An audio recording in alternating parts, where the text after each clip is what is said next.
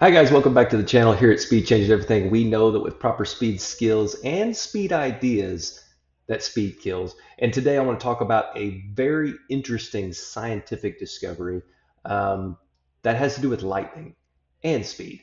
They're not correlated directly in this situation, but you'll see what I'm talking about in a minute. Did you know that lightning, if you were to get a super slow motion camera and filmed lightning, you would actually see the electricity start from the bottom up to meet the lightning coming down.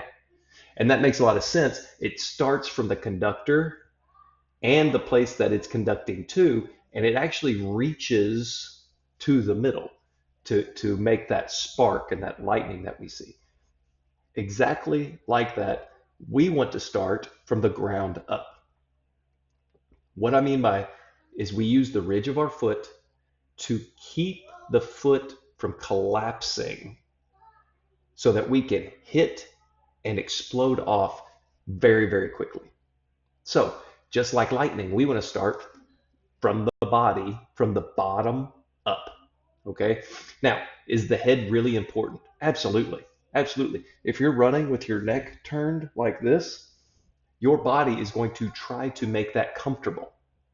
However, if you're running straight up and down at top speed, the connection from the top down to the sole of the foot is in good alignment. You're going to be able to maximize your top speed.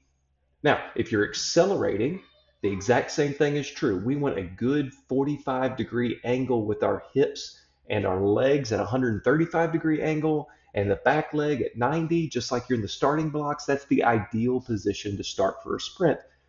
But as you come out of that, we want to make sure the hips get completely elongated. The legs, the power drive, the hips are pushed forward without standing straight up.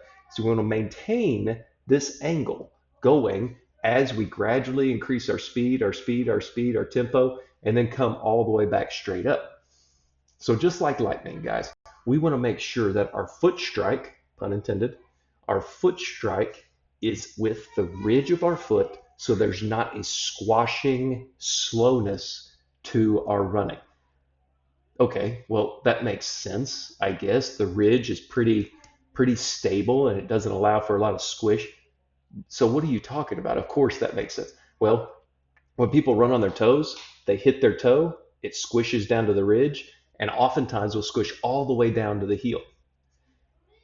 So to prevent that, we need to practice. You don't actually run like this, but you need to practice doing ridge plyometrics and ridge running so that you know what that feels like. So when the time comes to actually run and you are a little bit on the front of the ridge, it's fine because that ridge has been hardened, it's been programmed, you've used your neurons to attack that, and there you go. Guys, today the proper speed skill is run and sprint like lightning. Hope you have a great week with proper speed skills. Speed kills. See you guys. Bye.